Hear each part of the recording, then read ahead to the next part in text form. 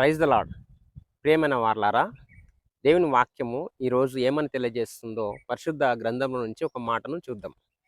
కీర్తన 27వ వచనం చదువుకుందాం. కొందరు రథములను బట్టియు కొందరు గుర్రములను బట్టియు అతిశయపడుదురు, మనమైతే మన దేవుడైన యెహోవా నామమును బట్టి అతిశయపడుదుము.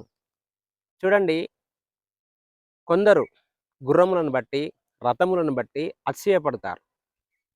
దావీదు మహారాజు అంటున్నాడు, మనమైతే దేవుడైన యెహోవాను బట్టి మనం అతిశయపడదుము అని చెప్పేసి. గుర్రాలు ఉన్నవని, రథములు ఉన్నవని చెప్పేసి, డబ్బు ఉన్నదని చెప్పేసి, హోదా ఉన్నదని చెప్పేసి, స్థాయి ఉన్నదని చెప్పేసి అతిశయపడేవారు చాలామంది ఉన్నారు.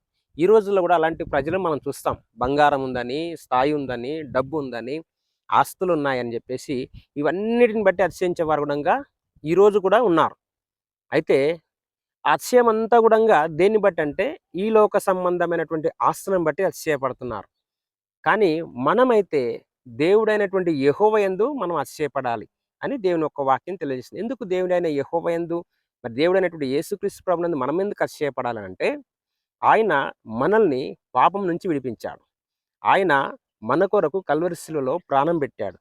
ఆయన మనకు రక్షణను అనుగ్రహించాడు. అంతేకాదు, మనకు నిత్య జీవమును ఆయన ఇచ్చాడు. కాబట్టి ఈ ఆస్తులు, అంతస్తులు, గుర్రములు, రథములు అవి ఉన్నా లేకపోయినా వాటన్నిటిని సృష్టించినటువంటి సృష్టికర్త అయినటువంటి దేవుడు మనకున్నాడు. కాబట్టి దానిని బట్టి మనం అతిశయించే వారంగా ఉండాలని దేవుని యొక్క వాక్యం తెలియజేస్తుంది. కాబట్టి ఈ ఉదయకాలమునందు ఈ మాటలు వింటున్నటువంటి ప్రియ సహోదరుడా, నువ్వు దేనిని బట్టి అతిశయిస్తున్నావు? డబ్బును బట్టా, నీకున్న ఉద్యోగం బట్టా, లేకపోతే నీకున్న ఆస్తిని బట్టా, అంతస్తుని బట్టి అతిశయిస్తున్నావా?